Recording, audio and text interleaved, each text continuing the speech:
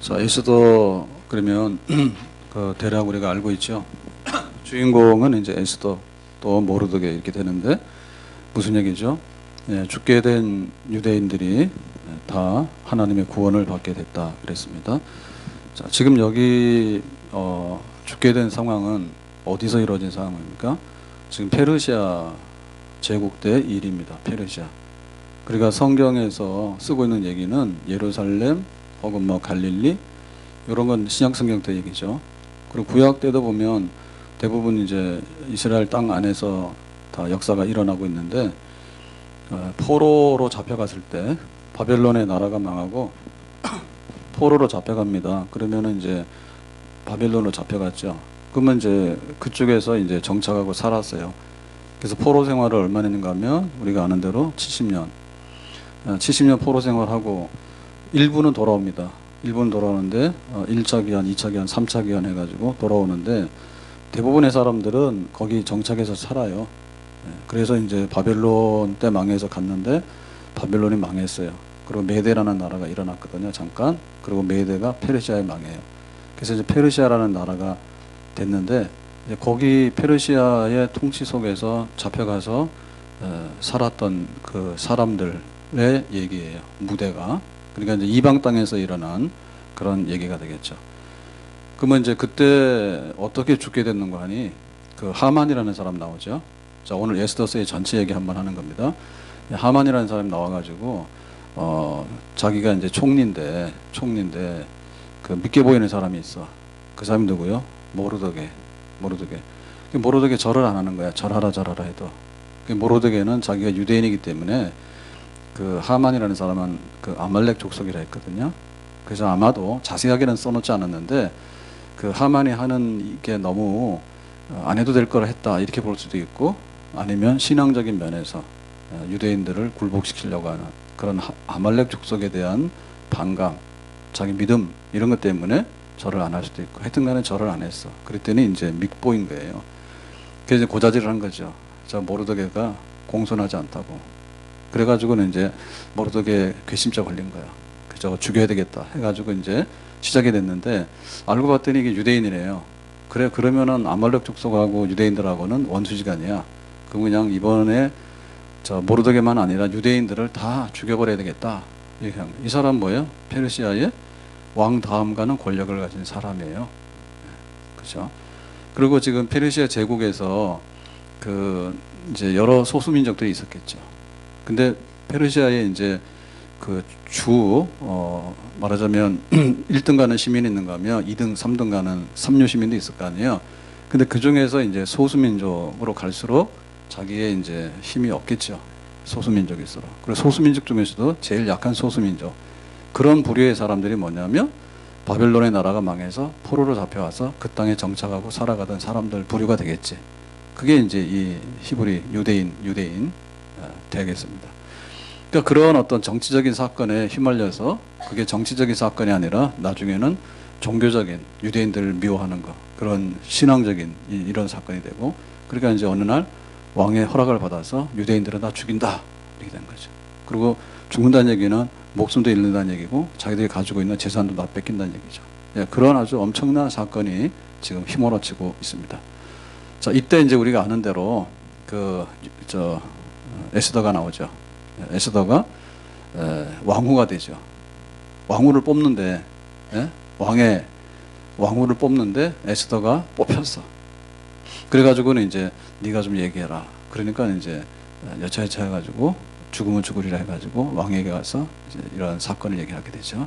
그래서 유대인들이 그 피할 길을 열어가지고 오히려 하만과 아말렉 사람들을 치고 유대인들은 구원받았다라는 얘기가 에스더서에 나오는 얘기예요. 네. 뭐 처음 듣는 얘기입니까? 심각하게. 자, 에스더의 얘기예요. 자, 그래서 우리가 에스더라는 성경책을 쭉 이해를 하려고 하면은 에스더는 사람의 이름을 따서 지은 성경이죠. 뭐 창세기 이런 건 사람의 이름이 아닙니다. 사람 이름 따서 지은 성경 중에 여자의 이름을 따서 지은 성경이 둘 있어요. 하나는 룻기고 하나는 에스더서예요. 그럼 룻기하고 에스더서는 굉장히 좀 달라요. 서로 반대 방향인데 자, 룻이라고 하는 사람은 모함 여자죠. 모함 여자인데 결혼했는데 남편이 죽었어. 그래서 아들도 없어. 근데 그 자기 과부 됐잖아요. 근데 그 과부 시어머니가 누구예요? 나오미요. 그래서 그 시어머니가 이제 나는 망했으니까 베들레헴으로 돌아가겠다, 고향으로. 그러니까 그 룻이 이제 나도 따라가요 해가지고, 이방 여자고 과부인데 굉장히 조건이 안 좋죠. 근데 이 사람이 베들레헴으로 와가지고 보아스라는 남자하고 결혼해서, 유대인 남자하고 결혼해가지고 다윗의 조상이 되죠. 그리고 예수님 조상이 되죠. 그래서 이제 룻이라고 하는 사람은 이방인이지만 하나님의 구원 역사에 크게 쓰임 받았다. 유명한 룻. 그것도 처음 들어요. 그래서 이 룻하고 이 에스더하고는 반대라 보면 돼. 에스더는 포로로 잡혀간 사람의 자손. 그런데 그 이방 왕, 페르시아의 왕하고, 유대인인데 자기는 이방의 왕하고 결혼하지. 왕후가 되지.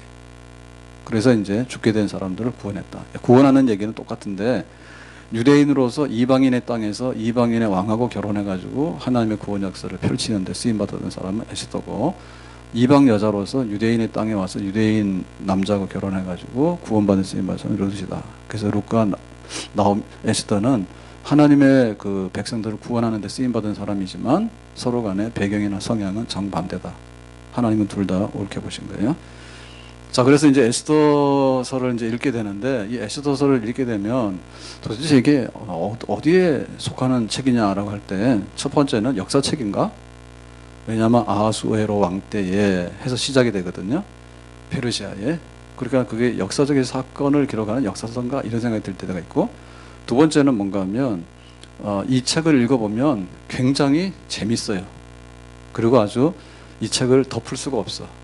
그래서 에스더서를 읽을 때 1장 읽고 덮어놓고 내일 읽는다라는 사람은 약간 이상한 사람이에요. 한번 같이 읽어보세요. 이게 드라마 같아.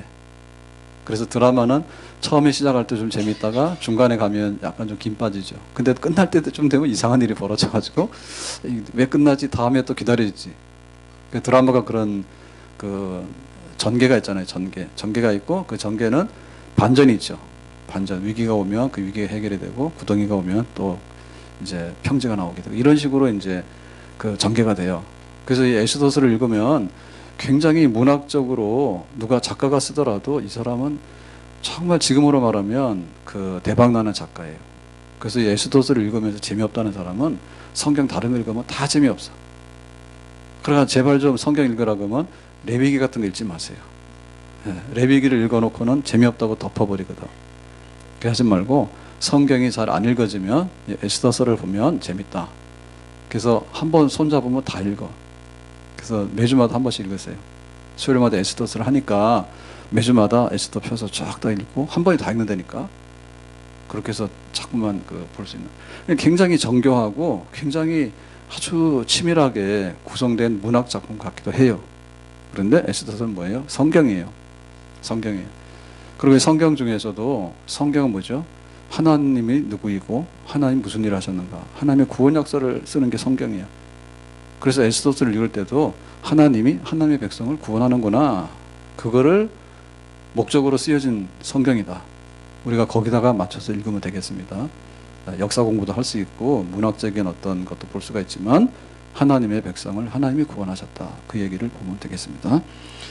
자, 그러면 이제 이 에스더라고 하는 인물, 그리고 아하수에로 왕, 페르시아 이런 얘기가 나왔으니까 이 성경을 이해하려고 그러면은 그 역사적인 배경을 알아야 되겠죠. 역사적인 배경 알아야 되겠죠.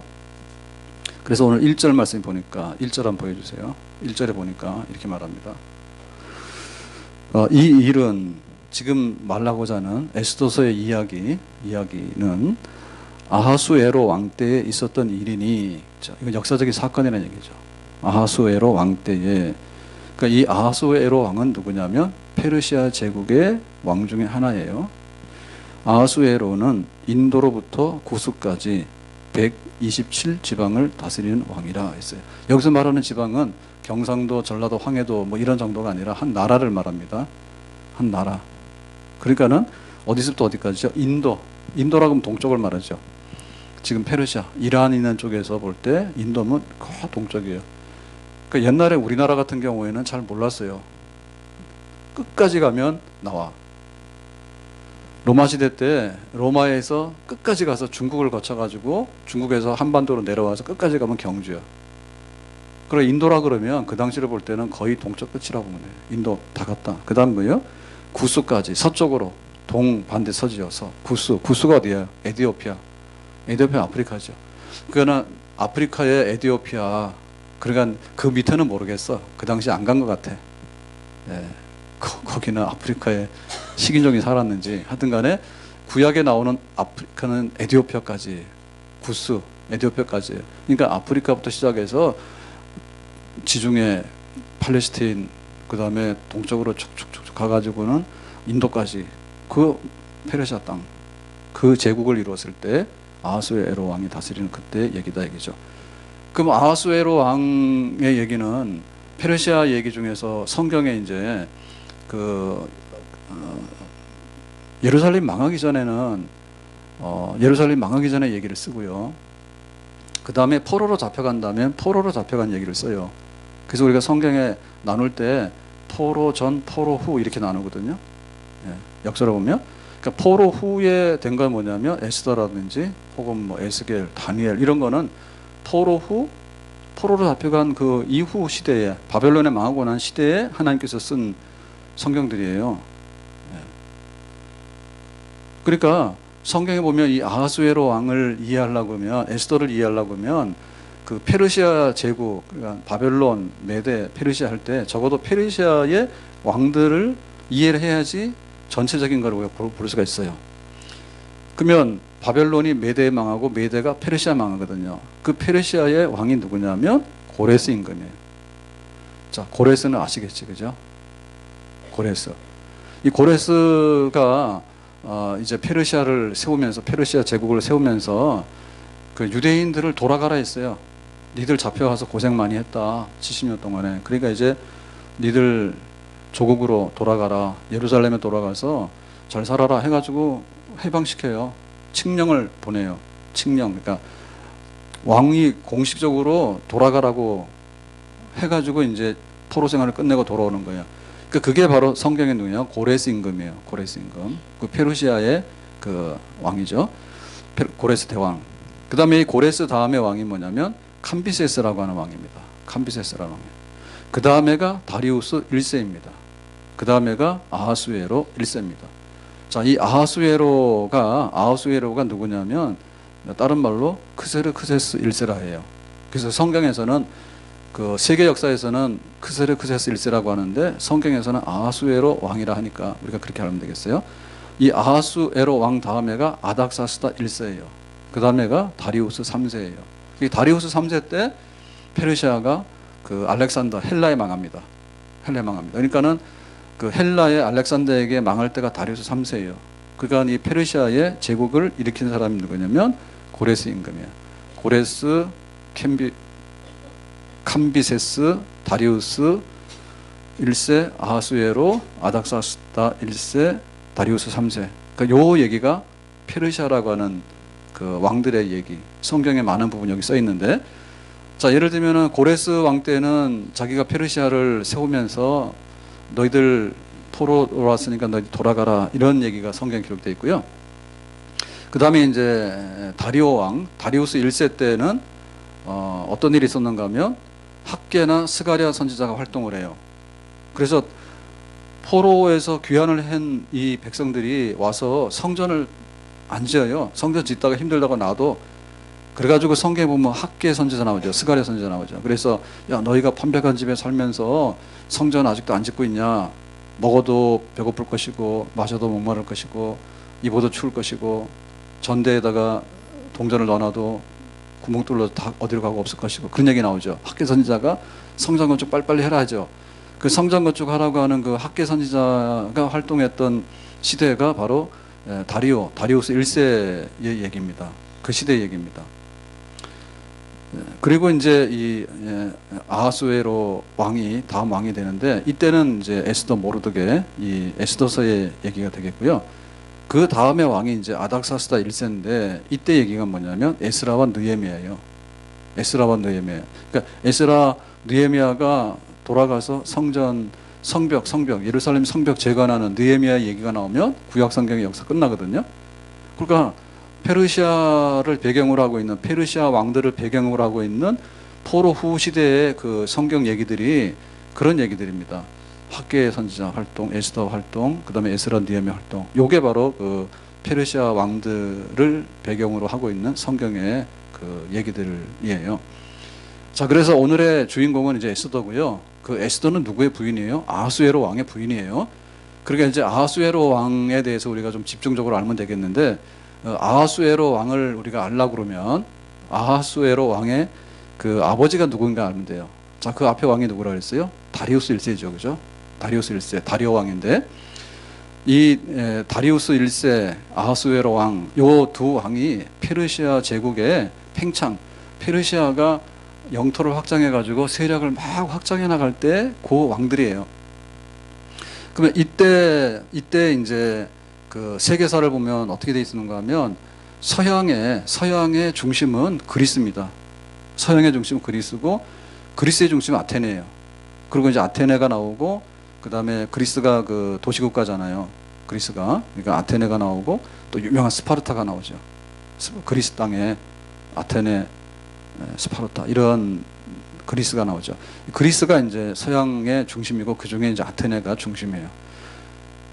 그러면 동양에는 누가 중심이냐면 지금 페르시아 제국이잖아요. 고레스 임금이 세운 페르시아의 그 페르시아가 중심이에요.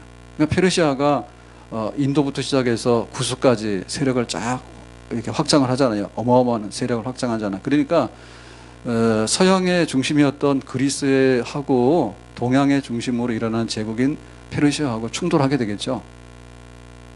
그래서 이제 페르시아가 이 서양의 중심인 그리스까지 이제 침공해가지고 그리스를 다 이제 점령하려고 하는 그런 확장을 하게 되는 거예요. 그게 앞섰던 게 누구냐면 다리우스, 아하수에로 왕의 아버지야. 그래서 아하수에로 왕의 아버지가 이제 그리스를 공격하게 되는데 그때 유명한 전쟁이 있습니다. 그 유명한 전쟁이 마라톤 전쟁입니다. 마라톤 전투입니다. 마라톤 전투. 그래서 이 페르시아의 군대가 굉장히 막강했어요. 그러니까 이제 그리스에서 난리가 난 거죠. 그리스에서 페르시아가 이제 드디어 그리스까지 친다. 그리스가 지금 그 서양 지중해 중심이란 말이에요. 그래서 난리가 나서 이제 막으로 나가는데 군대가 별로 없어가지고 10,000명이 나갑니다. 10,000명이 1만 명이 나가게 되는데 그 전쟁터가 바로 마라톤 평야예요. 마라톤 평야예요. 그래서 극적으로 이 아테네가 10,000명밖에 안 되는 이런 작은 병사를 가지고 페르시아 대군을 물리쳐요. 그래서 이날 승리가 너무 감격적인 거기 때문에 그 병사가 뜻밖의 승리를 했다고 이 기쁜 소식을 아테네에 전하는 거야. 그래서 무장한 채로 즉시 쉬지도 않고 달려가서 우리가 승리했다고. 그리고 숨차 죽었어. 그래서 그 뛴 거리가 마라톤 평야에서 뛴 아테네까지 거리가 지금 42.195라고 하는 그 마라톤. 그래서 마라톤이라는 말이 전쟁에 일어났던 전쟁터가 마라톤 평야인데 그 승리를 알렸던 병사의 죽음을 기념해서 마라톤이라는 경주가 지금 남아있다 하죠. 그게 이제 아하수에로 왕의 아버지가 한 일이야. 그러니까 그리스를 쳤는데 실패했어요. 그 죽었어. 그래 그 아들 아하수에로 왕이 이제 대를 이어서 왕이 된 거예요. 그러니까는 이 아하수에로 왕의 수건 사업은 뭐겠어요? 아버지가 못 이룬 거를 하는 게 수건 사업이겠지. 그러니까 다시 그리스를 쳐야 되겠죠. 치기 싫어요. 아버지가 하다 못 이룬 저거 그리스를 쳐야 되는데 가서 진 거야. 그러니까 이제 준비를 더 단단히 하겠죠. 예? 준비를 더 단단히 해가지고 3년 동안 준비를 잔뜩 해가지고 드디어 이제 출병을 했어. 그래가지고 배를 타고 딱 상륙을 했는데 그 상륙한 그 지점이 어딘가 하면 테르모필레라고 하는 그 해안가에서 그 협곡에 있는, 그래서 배가 그쪽에다 내려가지고 군사들이 이제 상륙을 해서 이제 그리스를 치게 해서 가는 거예요. 그러니까는 아테네와 스파르타와 그리스의 여러 그 나라들이 힘을 합쳐가지고 이제 이 페르시아를 막아내야 되잖아요. 지난번에는 아테네 군대가 막았거든요. 그래서 큰 전쟁이 테르모필레에서 일어나게 되는데 거기가 이제 산지고 협곡이고 그런 데예요. 그러니까 여기를 통과해야지 이제 아테네까지를 들어가게 되는데 거기서 굉장히 이제 저항도 세고 그리고 페르시아 군대도 전사자가 많고 이런 가운데 3일째 되는 날 페르시아 군대가 이제 우회로를 찾습니다. 우회로를 찾아요. 그래서 이제 그리스 군대들은 다 물러가고 그 300명의 용사가 이 테르모필레에서 최후의 그 항전을 해. 그게 영화로 만들어졌던 300이라는 영화예요. 스파르타의 유명한 왕이 레오니다스라고 하는 왕이 그 300명의 스파르타의 정예 병사들과 끝까지 페르시아 군대와 싸운다는 얘기. 저는 영화 못 봤어요. 그 300이라는 영화가 거기서 나온 거예요. 그래서 다 죽어. 자, 이래가지고는 이제 싸우긴 잘 싸웠지만은 부족하니까 다 죽게 되고 이제 그리스는 후퇴를 했거든요. 아테네는. 그래서 이제 페르시아 군대가 아테네에 들어가 보니까 전략적으로 후퇴해서 아무것도 없는 거예요. 그래서 그리스가 그 페르시아 군대를 유인해 가지고 해전을 하게 됩니다. 해전. 그러니까 바다는 아무래도 그리스가 세죠. 그래서 살라미스라고 하는 유명한 해전을 하게 되는데 거기서 그리스가 이겨요. 그래서 페르시아 군대가 패배하게 됩니다. 지금 이 그리스 전쟁에 모든 것을 지휘했던 것이 바로 이 아하수르의 왕이에요. 아버지가 못다한 일을 하기 위해서. 그래가지고 살라미스 해전에서 패전하게 되고, 그리고 마지막에 이제 플라타이아 전투에서 패전하게 되고, 이래가지고는 결국에 말하면 그리스 원정에 실패를 했어. 그러고 돌아오는 거예요. 돌아와서 이제 전쟁에 패배했으니까 사람이 좀 기운 빠지겠죠. 그래서 그냥 좀 향락적인 생활하고 그렇게 하다가 이제 후궁들이 음모가 있어가지고 나중에 살해당했다. 그래서 이제 아하수에랑은 죽게 됩니다. 그러고 나서 이제 다음에 이제 아닥사스다 왕이 이제 왕으로 이제 즉위하게 되고 이렇게 돼요. 그래서 지금 우리가 보고자 하는 에스더서의 얘기는 아하수르 왕의 얘기인데 그 그리스하고 전쟁하는 원정을 하기 전의 모습하고 그 전쟁의 원정에서 승리하지 못하고 돌아온 다음의 얘기. 그거가 바로 지금 에스더 1장의 얘기예요. 에스더 1장의 얘기. 그러니까 출정하기 전에, 전쟁하기 전에 막 힘을 모아서 준비 잔뜩 해가지고 간다. 그때 모습하고 그 다음에 원정 끝나고 돌아와서 이제 그 에스더가 사실 왕후가 될 사람이 아니죠. 멀쩡한 왕후가 있었습니다. 와스디라고 하는 왕후가 있었는데 와스디 마음에 안 든다. 그래가지고 폐위시켜버리고 그 다음에 전국에서 이쁜 여자 뽑았는데 에스더가 뽑혀요. 그러니까 그 아하수에로 왕의 그 얘기는 그 원정에 실패하고 돌아와서 그냥 이렇게 향락삼아 살아가던 그 배경의 모습 중에 들어온다. 이렇게 얘기를 하게 돼요. 그런 시대의 배경을 가지고 이 에스더서는 쓰여 있다. 이렇게 보면 되겠습니다. 자, 그러면 이제 에스더서에서 하고자 하는 얘기는 알았어요. 유대인들이 그 하만의 음모로 인해 가지고 다 죽게 돼 가지고 에스더와 모르드게의 활약으로 극적으로 살아나서 구원받았다. 이런 얘기라는 걸 알았는데, 자, 그럼 에스더서에 그 쓰고자 하는 것은 하나님이 하나님 백성들을 구원한다 이런 얘기라 했잖아요. 그러면 그 특징적인 게 뭐냐 그죠? 특징적인 게. 그래서 에스더서에서 제일 특징적인 건 뭔가 하면 하나님이라는 단어가 없다는 거예요. 그 참 놀랍죠. 그래서 이게 에스더서가 이게 정경이냐 아니냐는 그런 시비가 있었어요. 정경. 우리가 성경을 우리가 한 권이라 얘기하지만 이거는 묶어놨으니까 한 권이지 성경 66권이에요. 다만 우리가 이렇게 하나로 이렇게 제본을 해놔가지고 들고 다니니까 이걸 성경 한 권이라 얘기를 하는데 성경 66권입니다. 그럼 성경 중에서 여기 66권에 들어오려고 하면 그걸 정경이라고 하다. 정경. 진짜 성경으로 요것만 성경이다라고 하는 건데 여기에 시비가 걸린 것 중에 대표적인 게 에스더. 그 다음에 신약 성경이 야고보서예요. 야고보서에는 믿음으로 구원받는 얘기가 없는 것처럼 보여가지고 시비가 걸리고 에스더서에는 아예 하나님이라는 말이 없어요. 그래서 오늘 가서 열심히 에스더서를 읽습니다. 이제부터 에스더서를 읽는데 재밌다 했죠. 이거를 읽고 1장 읽고 다음날 2장 읽고 이렇게 하시면 진짜 좀 이상해요. 너무 재밌어가지고 유대인들이 죽게 되나 살게 되나 막 숨가빠가지고 읽다 보면 다 읽었어.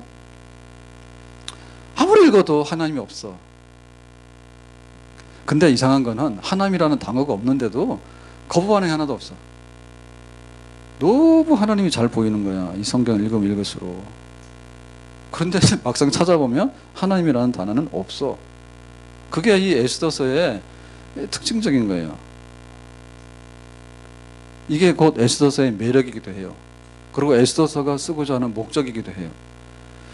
무슨 얘기냐면 하나님이라는 단어가 없는데, 하나님이 단어가 없다는 얘기는 하나님이 없다는 얘기냐, 하나님이 안 계시다는 얘기냐, 아니면 하나님은 감추어지신 분이냐.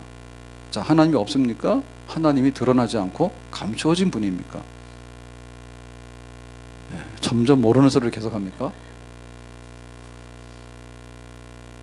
되게 쉽잖아요. 페르시아 시대인데 왕들이 쭉 있었는데 아하수르의 왕이고 아버지가 그리스 원정에 실패해가지고 아들도 갔는데 실패하고 왔다. 자, 그래서 이제 여기 지금 에스더가 쓰고 있다 이렇게 얘기를 하는데, 그런데 그 하나님이 없는 분이라고 얘기를 하면 하나님이 없는 분이 무신론 아닙니까? 하나님이 없다는 얘기는 하나님이 없는 게 아니라 하나님이 잘 보이지 않는데 감춰진 거예요. 감춰져 있는 거예요. 하나님 계시는 거예요. 에스더서에는. 그런데 감춰진 하나님이야. 그게 이제 에스더서의 특징이고 매력이라고 말이죠. 그래서 에스더서는 우리에게 하나의 그 초청장과 같은 겁니다. 초청장과 같은 겁니다. 그래서 우리가 초청이라고 얘기하면 결혼식 아니면 무슨 뭐 행사, 뭐 회갑, 뭐 이런 게 있는데 오세요라고 이제 초대하는 거 아니에요. 초청장. 그죠? 그러니까 이 초청장은 뭐냐면 하나님을 느껴봐라. 그리고 여기서 하나님을 찾아봐라. 하나님이 없는 게 아니에요. 하나님 한번 찾아봐. 여기서 한번 하나님 만나봐. 하나님의 임재를 한번 경험해봐. 그런 초대 내지는 초청장이에요. 에스더서 자체가. 그렇기 때문에 오히려 더 노골적인 것보다 더 재밌어. 하나님이라고 하는 말을 많이 쓴다 해가지고 우리가 하나님이 거기 계시고 하나님이 어떤 분이라고 하나님의 임재를 우리가 많이 느끼는 건 아니에요. 그죠?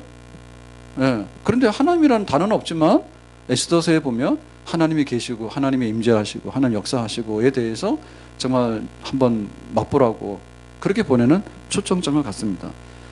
그러니까 베일 속에 감춰진 신비로운 하나님의 역사를 한번 보라는 얘기예요. 보라는 얘기예요. 굉장히 신비롭고 어떻게 될까 궁금해. 그런데 드러나서 보면은 역시 와, 대단하다 이렇게 되는 거예요. 그래서 우리에게 믿음을 주기를 원하고 우리의 믿음이 성장하기를 원하는, 어떻게? 노골적으로 하나님이라는 단어는 쓰지 않았지만 그러나 하나님에 대한 믿음, 신앙과 또 신앙이 자라게 되는 이런 것들을 은근히 하기 위해서 쓰고 있는 그런 성경이 되겠다. 그런 결과를 얻게 된단 말입니다. 자, 그러면은 하나님이라는 단어는 없지만은 굉장히 비밀스럽고 그러나 하나님께서 나를 만나라고 초청하시는 그런 분명한 목적을 가진 그런 성경이라 했는데, 그럼 거기에 나오는 얘기들은 몇 개로 줄일 수가 있겠는가? 몇 개로 줄일 수가 있어요. 첫째는 뭔가 하면 하나님이 목적하는 것은 이루신다. 하나님 백성을 구원해야 되겠다라고 하면 그 목적을 이루시는 거예요. 근데 어떻게 이루는가가 문제인데, 어떻게 이루는가 문제인데 하나님의 그 주권과 섭리로 그것을 이룬다는 말입니다. 섭리로. 하나님의 섭리로. 그러니까는 그 하나님의 섭리하고 좀 반대되는 말은 우연이에요, 우연. 그래서 에스더서를 읽으면 어떻게 보면 정말 우연이 많습니다. 다 우연입니다. 근데 그 우연과 우연이 연결이 되면 말이 안 되고 허황되져야 되잖아요. 그런데 그 우연을 자꾸만 보게 되는데 그 우연은 또 반드시 그럴 수밖에 없는 거예요. 그래서 나중에 보면 그게 뭔가 하면 하나님의 섭리예요. 하나님의 섭리는 감춰졌지만은 하나님께서 의도하시고 목적하시고 계획하신 것을 그대로 이뤄나가는 거예요. 그러니까 우연처럼 보이는데 그거를 나중에 가서 보면 이렇게 책을 펴서 보면 이게 우연이다 그랬는데 펴서 보면 그 다음 얘기를 보게 되면 그게 우연이 아니라 하나님의 섭리예요. 그러니까 하나님이라는 단어는 없지만은 그게 바로 하나님이었구나, 하나님이었구나 이렇게 되는 거죠. 자, 그래서 이제 모르드게 에스더가 이제 왕후가 되잖아요. 근데 사실 그것도 우연입니다. 그 당시에 와스디라고 하는 굉장히 예쁜 왕후가 있었어요. 네? 그런데 왕이 여차여차해가지고 와스디가 마음에 안 들어. 그러니까는 폐위해버려, 없어버려. 그래서 만약에 별일 없었으면 에스더는 끼어들 수가 없죠. 근데 왕이 와스디 폐위시켜버렸어. 술 먹다가 기분 나쁘다고. 그리고 이제 뽑았어. 뽑았는데 그 많은 페르시아에 얼마나 많습니까? 예? 근데 그 중에 이제 에스더가 왕후가 된 거예요.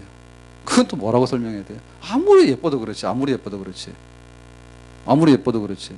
그 많은 예쁜 여자들을 갖다 보여줬는데 왕이 딱 찍었어, 에스더. 그것도 어떻게 보면 잘 이해가 안 되지. 그 다음에 이제 그 유대인들이 죽게 됐는데 그 죽는 날은 시간이 또박또박 옵니다. 근데 어느 날 왕이 잠이 안 와. 잠이 안 오면 뭐 하죠? 뭐 할 거 여러 가지가 있지. 근데 그날 따라서 그 궁궐 안에서 이루어진 그런 역대 일기를 읽어라 했어. 그러고는 그걸 읽었어. 그 책이 있으니까 읽었겠죠. 책을 읽었는데 그 중에서도 모르드게의 얘기를 읽은 거예요. 모르드게가 왕을 해치려고 하는 그런 모반 사건이 있었는데 그거를 미리 알려가지고 왕을 안전하게 목숨을 구해줬다. 이런 거를 기록해 놓은 거를 읽었어. 그 많은 책의 분량 중에서. 그러니까 왕이 모르드게가 나한테 그런 걸 했냐? 그럼 모르드게는 지금 상 줬냐? 그러니까 상 안 줬는데 이러니까 그 말 되냐? 상 줘야지 이렇게 된 거지. 그러니까 왜 그날 잠을 못 잤는지. 우리는 잠 못 자도 아무런 이해가 없습니다. 근데 여기 아하수에로 왕이 잠을 못 잔 거는 그거는 아주 그냥 우연이 아니라 필연적인 거예요. 하나님께서 자는 놈 그냥 흔들어 깨운 것 같아, 못 자게. 예?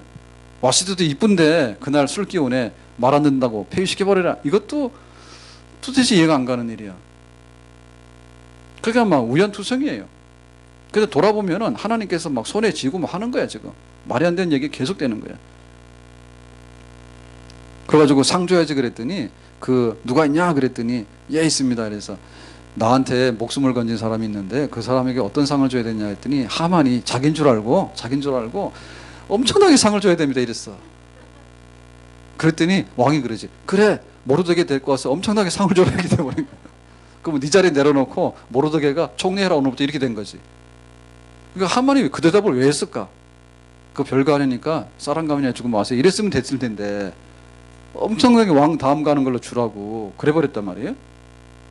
등등 해서 보면 정말 어떤 사람이 개입될 수가 없는, 사람이 개입될 수가 없는, 이거는 이럴 수 있지 않을까 해서 이렇게 하는 정말 말이 안 되는데 그거를 열고 보면 뭔가 목적을 향해 가고 있는데 결국엔 뭐냐, 하나님 자녀들을 구원하는 그런 목적, 하나님의 섭리죠. 하나님 섭리. 그래서 하나님이라는 단어는 안 나오지만은 하나님께서 생생하게 역사하시는 그런 일들이 이 에스더서에 쫙 기록이 되어 있다 이렇게 봅니다. 그리고 굉장히 불확실해요. 굉장히 불확실해요. 다음에 어떻게 되지? 어디로 튈지 몰라? 그런데 딱 진행되고 나서 보면 확실한 거예요. 그거 왜 그랬을까? 이런 게 없는 거예요. 하나님 그렇게 했었구나 이렇게 되는 거예요. 그 다음에 여기는 굉장히 위기 상황이에요. 전부 다 위기 상황이에요. 뭐 멀쩡한 왕후가 폐위가 되고 그 다음에 막 유대인들이 갑자기 죽게 되고 근데 또 막 죽으면 죽으리라 했는데 사실은 에스더가 죽을지도 모르잖아요. 왕에게 나갔을 때. 근데 또 살아나게 되고 그러니까 엄청난 위기야. 그러거나 뭐 긴장을 풀 수가 없는 엄청난 위기야. 그런데 그 위기가 결국엔 뭐예요? 나중에는 하나님이 역사하시는구나. 하나님에 대한 믿음으로 변화되게 되고 그런 책입니다. 자, 두 번째로 에스더서에서 하고자 하는 얘기는 뭐냐면 하나님은 지금도 여기서 살아서 역사하신다. 그거예요. 그리고 앞에 이제 역사 쪽 얘기를 했잖아요. 자, 룻기 같은 경우에는 모압 여자인데 자기가 베들레헴으로 와서 유대인하고 결혼해가지고 이제 잘 되는 케이스입니다. 그러니까 하나님은 어디 계셔요? 모압 땅에는 안 계셔. 예? 나오미의 가족이 모압 땅에 이사 갔잖아요. 흉년이 들어서 갔더니 남편도 죽고 두 아들도 죽고 자기도 과부고 며느리 둘도 과부가 돼가지고 쫄딱 망한 거야. 그래 보따리 사서 아이고 우리가 베들레헴으로 가야 돼. 하나님의 땅으로 가야 돼. 하나님 백성에게로 가야 돼. 해서 온 거야. 그러니까 하나님 어디에 역사한다고요? 룻기를 보면 모압 땅에 역사 안 하죠. 그렇잖아요. 모압 땅에 역사 안 하잖아. 그러니까 베들레헴 다시 오잖아. 하나님 역사가. 그러니까는 유대인에게 베들레헴에 그 하나님 백성들이 살던 거기에 하나님 역사하시 딴 데는 하나님 별로 재미가 없어. 근데 이 에스더를 보게 되면 어디죠? 지금 여기는 포로로 잡혀온 남아있는 자손들이, 이걸 우리가 뭐라고 하냐면 흩어진 유대인들, 디아스포라라죠. 예. 조상이 유대인인데 흩어져서 살던 조상들을 따라서 살아남은 자손들이에요. 그러니까는 지금 여기 예루살렘이 아니에요. 예루살렘 아니야. 그리고 지금 여기서 활동하는 그 모든 거가 보면 그 예루살렘 안에서 이루어지는 유대인들을 상대하는 게 아니라 아하수에로 왕 마음이야. 유대인들 다 죽여라 그러면 다 죽는 거고, 와스디는 나가라고 하면 나가는 거고 막 이런 거예요. 그러니까 이 활동 무대가 페르시아라고 하는 이방인의 땅이고, 거기 활동하는 사람들도 보면 정상적인 사람이 없어요. 하만도 이상한 놈이에요. 자기한테 절안한다 해가지고 그 복수하는데 유대인들을 전부 다 학살하려고 하는 그런 엄청난 그런 걸 하고, 아하수에랑도 그렇죠. 왕이라는 사람이 그러면 유대인 다 죽이라. 말이 안 되죠, 그죠? 근데 그런 걸 막 하잖아. 그러니까 여기는 하나님이 없어야 될 땅이죠, 원래대로 하면. 우리 상식으로 하면. 무슨 말인지 모릅니까? 우리 상식으로 하면 페르시아에 뭐 술 먹고 뭐 왕후를 없애버리고, 그 다음에 뭐 자기가 기분 나쁘니까 유대인들 다 죽여야 되고, 그러니까 왕이 그럼 네 맘대로 해라가지고 막 하고, 여기는 하나님이 없어야 되는 땅이잖아요. 그리고 이 유대인들도 잘난 유대인이 아니잖아. 잘못해가지고 포로로 잡혀가가지고 살아남은 그 디아스포라들 아니에요. 그러니까 성전에서 늘 예배드리고 하나님 제일이여 찬양하고 이런 백성이 아니라니까, 이 무대가. 그런데 여기에서 하나님께서 강력하게 역사해가지고 그 백성들을 살리시는 그런 얘기. 다시 말하면 에스더서를 읽게 되면 지금 우리가 어디에서 무엇을 하든지 하나님은 여기서도 활동하시고 우리를 구원하시는 하나님인 줄로 믿습니다. 세 번째로 이 에스더서를 보게 되면 하나님께서 그 역사하시는데 그 사람들의 행동을 이용하기도 하고 혹은 그거 안 하고도 하고 이렇게 하세요. 보면은 그 하만이라는 사람, 유대인들 죽이자, 혹은 아하수에로가 그 와스디를 폐위하고, 그 아하수에로 왕이나 하만이나 여기 등장하는 이런 사람들은 하나님의 역사를 이루는데 주인공이 될 수 없는 사람들이에요. 말하자면 악인들의 악인들. 그런데 여기에 멀쩡하니 나와요. 그러니까 하나님께서 별로 신경 안 써. 그러니까는 사람이 뭔가를 하나님의 구원 역사를 이루는데 하나님의 구원 역사는 사람에게 의존하지 않아요. 하나님의 구원 역사는 사람에게 의존하지 않아요. 그 요셉의 형들이 요셉 미웠죠. 요셉이 12아들 중에 11번째입니다. 아버지가 되게 사랑했거든. 그러니까 그 위에 있는 형들이 꼴보기 싫어가지고 요셉을 그냥 죽이려다 팔아치운 거 아니에요. 그러면 요셉의 형들이 하는 일은 너무나 악하죠. 그러면 하나님이 구원하시는 일은 악한 사람들 때문에 엉망진창이 돼야 되잖아. 그 엉망진창이 되는 것처럼 보이죠. 왜냐하면 요셉이 노예로 팔려갔으니까. 근데 나중 가서 이렇게 돌아보니까 뭐예요? 요셉을 노예로 팔아버렸는데 나중에는 이 요셉이 애굽의 총리가 돼버렸어. 그러니까 사람들에 의해서 영향을 받아야 안 받아요? 받는 것 같지만 안 받아요. 에스더서도 보면 그래요.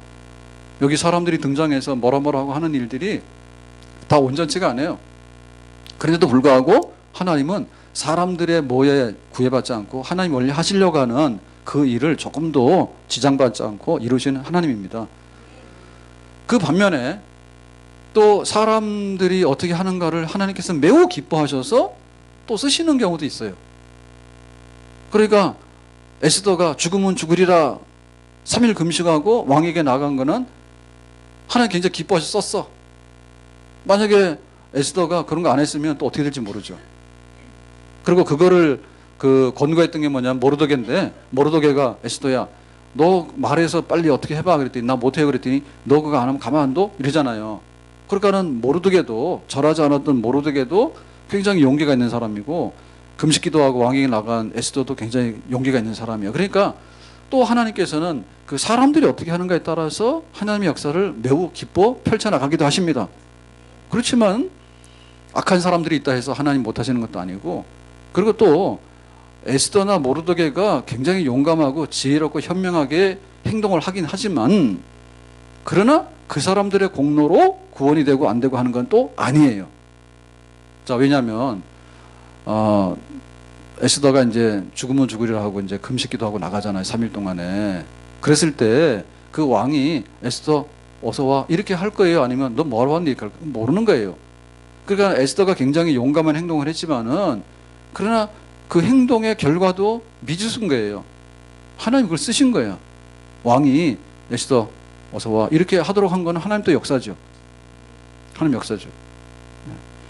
그러니까는 하나님께서는 어떻게 하시는가에 따라서 사람의 행동에 따라서 참곤하지만은 그거 아닌 것을 하나님께서는 이용하시고 또 사람이 어떤 행동을 하더라도 불확실한 것을 확실하게 하나님의 목적대로 이끌어 가시는 그런 하나님이시다. 아멘. 이 성경 얘기를 보면요, 오늘 우리들이 어떤 상황에서 뭘 해야 될까에 대해서 많은 고민을 내려놓게 합니다. 고민을. 예를 들면 내가 직장을 어디로 가야 될까? 우리 아이들을 학원에 보내야 돼, 안 보내야 돼?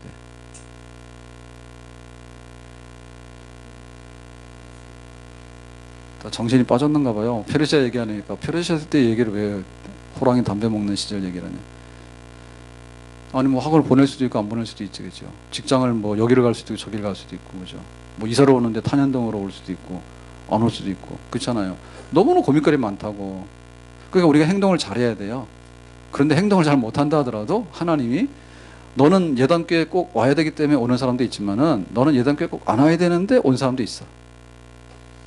그런데 또 그런 사람을 통해서 또 하나님께서 또 역사하신 부분도 있어. 그러니까 걱정 내려놓으라 그래요. 모든 것을 합력해서 선을 이루십니다. 그러니까 잘 왔다라고 하시는 분들도 잘 온 거예요. 근데 못 왔다고 하시는 분들도 잘 온 거예요. 왜냐면 하나님 뜻이 있으니까 온 거야. 자기는 잘못 왔다 했지. 그러니까 잘못한 것 같지만 하나님의 뜻이 거기에 있어. 그러니까는 내가 생각하지 못하는 부분이 있는가? 있어. 에스더를 읽으면 그런 게 있는 거예요. 그래서 우리 중심이 아니라 사람이 어떻게 하는가 중심이 아니라 하나님께서 그걸 어떻게 열어서 하시는가. 그러니까는 철저하게 불확실 속에서 확실을, 그리고 사람의 어떤 행동 위에 있는 하나님의 어떤 행동이 이루어져 나가는 이런 것들을 쓰고 있는 책이다, 그렇게 봅니다. 그 다음에 네 번째로 에스더서는 하나님의 백성을 보호하고 구원한다 그랬잖아요. 자, 그러면 이건 어떤 얘기냐, 이런 얘기죠. 그 당시에 페르시아 제국에 많은 민족들이 살고 있는데 그 중에 소수민족이 제일 권리가 없어. 자, 소수민족 중에서도 포로로 잡혀와서 남아있는 사람들은 정말 더 천덕꾸러기야. 그죠? 자, 이런 사람들에게 학살당하는 그런 위험한 사건이 발생한 거예요. 근데 하나님께서 그걸 보호해 주셨잖아요. 그러니까는 그 유대인들 이 힘도 없고 별것 없는 유대인들은 다 죽여버려라 이렇게 돼버렸으니까 그게 뭡니까? 반유대주의죠. 그러니까는 하나님 백성들을 멸시하고 하나님 백성들을 죽이고 하나님 백성들을 해치려고 하는 그런 악한 세력들. 근데 그 가운데서 하나님께서 보호하셨잖아요. 그러니까 오늘 우리에게 어떤 것이 있냐면 지금 우리에게도 반기독교적, 반교회적, 반신앙적 이런 사람들이 굉장히 거셉니다. 그런 가운데서라도 하나님께서 교회와 하나님 백성들을 변함없이 약속한 대로 신실하게 지켜주신 줄을 믿습니다. 그러니까 이 얘기는 굉장히 희망이 있는 얘기예요. 왜냐하면 아브라함, 이삭, 야곱에게 그랬거든요. 내가 너를 그 복의 근원으로 삼고 모든 민족의 조상으로 삼는다고 그랬어요. 아브라함과 이삭, 야곱에게. 근데 그 사람들은 그야말로 그 뿌리가 있는 사람들이에요.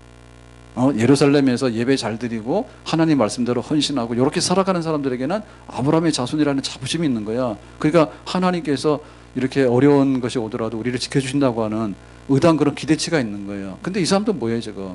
잘못해가지고 하나님에게 심판받아서 지금 바벨론에 끌려갔다가 바벨론에 망해서 페르시아 시대까지 남아서 이렇게 있는 그런 사람들 아니에요? 그러니까 아브라함과 이삭과 야곱에게 약속하신 하나님의 언약이 우리에게 유효한가? 우리가 당당하게 아브라함의 자손이라고 생각하면 아브라함에게 한 약속이 우리에게 있는 거지. 당연히 다윗에게 한 약속이 우리에게 당연히 있는 거지. 근데 이 사람들은 지금 그것을 내세울 만한 그런 근거가 별로 없어요. 예? 지금 그 디아스포라가 돼가지고 뿔뿔이 흩어진, 그런데 그 아주 페르시아에서 유대인들 다 죽는 거는 일도 없는 겁니다. 그거는. 그러니까 과연 아브라함의 자손이고 다윗의 자손으로서 하나님의 그 약속이 우리에게 지금 유효한가에 대해서 확신이 없었어.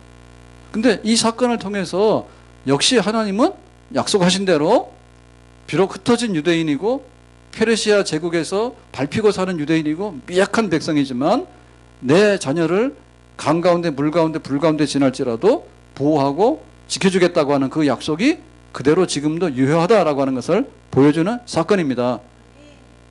굉장히 용기가 있는 사건이에요. 유대인들이 굉장히 역사적으로 많은 떠돌이 생활하고 많이 그 환난과 핍박을 많이 받았는데 그 대표적인 거가 최근에 보면 그 히틀러에 의해서 유대인들이 얼마나 많이 학살당한지 몰라요. 그러니까 제2의 하만이요. 그러니까 유대인들을 미워하는 하만, 악마의 존재는요 계속 있었어. 근데 히틀러 같은 존재도 나왔다니까요. 하만. 그 당시에 에스더 시대 때 유대인을 학살하려고 했던 하만. 지금 시대로 말하면 나치, 히틀러. 예를 들면 지금도 교회를 공격하려고 하는 악의 세력이 많죠. 그런 가운데도 하나님께서는 반드시 교회를 지키고 하나님 백성들을 지키는 그 약속은 조금도 변함없이 이행이 될 줄로 믿습니다. 다섯 번째로 에스더서를 보면요, 불임절의 유래를 지금 알려주기 위해서 쓴 거예요. 불임절. 자, 그 성경에 보면 이스라엘 백성들이 절기, 우리로 말하면 명절이 있는데 그 3대 명절이 뭐예요? 6월절, 그 다음에 맥추절, 초실절, 그 다음에 수장절, 마지막 수장절, 장막절, 이거죠. 자, 쉽게 얘기하면 6월절은 뭐예요? 구원받은 거. 그 다음에 이제 첫 곡식 거두어들인 거, 초실절, 맥추절, 그 다음에 마지막 곡식, 수장절, 장막절이 하죠. 그게 3대 절기예요. 그거는 신명기까지 보면 써 있어. 모세 시대에도 3대 절기를 지내라 했거든. 근데 신약 성경에 뚝 보면은 그 3대 절기 아닌 절기가 나와요. 불임절이라고 튀어나와요. 그럼 불임절이 언제 생겼냐가 대해서 의문이에요. 그래서 불임절에 대해서 정식으로 소개하는 게 에스더서예요. 불임절에 대해서. 그러니까 불임절이 뭐냐? 불임절이 3대 절기는 아니지만 유대인에게 있어서는 굉장히 중요한 절기입니다. 불임이라는 말은 제비 뽑는 거예요. 제비 뽑는 거예요. 자, 이거 누가 뽑았냐면 하만이 뽑은 거야. 하만이 모르드게와 유대인들이 너무 미운 거야. 얘네들 죽여야 되겠어. 그래서 언제 죽일까? 자, 12달 중에 1, 2, 3, 4, 5, 6, 12 중에서 제비 뽑은 거예요. 진짜 나쁜 놈이죠. 근데 죽이려고 했으면은 그냥 4월달에 죽이지 왜 5월달까지 넘겼어. 그러니까 또 그것도 우연이죠. 근데 우연 속엔 뭐예요? 하나님이 살리려고 하는 거기 섭리가 들어있는 거죠. 제비 뽑은 거야. 하만이 뽑은 거예요. 유대인들 죽는 날, 제비 뽑힌 날이 불임이에요, 불임. 그런데 그게 시행되기 하루 전에 그날 밤에 뒤집은 거예요. 새벽에 이제 동트면 유대인 다 죽는 거야. 근데 그날 밤에 왕이 잠을 못 자고 뭐 등등 여차여차 해가지고 이제 사건이 뒤집어지게 되는 거죠. 그래서 이 불임절이 원래는 죽기로 제비 뽑힌 날인데 그날이 유대인들은 구원받고 하만과 아말렉 족들이 죽는 날이 돼버린 거예요. 그래서 불임절은 뭐예요? 굉장히 기쁘고 즐거운 날이죠. 그게 명절이에요. 3대 절기는 아니지만 그 이후로 명절이 돼가지고 신약 성경에도 보면 예수님 당시에도 불임절을 지냈다 이렇게 돼 있거든요. 그러니까 하나의 축제를 의미하는 축제. 예? 우리가 왜 축제를 해야 되는가 하면 우리의 구원받은 것이 너무 기쁘고 잔치하는 날이죠.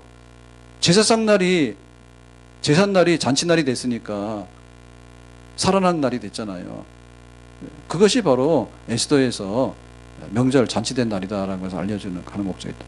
마지막으로 자, 이 에스더서를 읽게 되면 결국엔 뭐냐면 믿음을 일으키는 거예요. 믿음을 일으키는 거예요.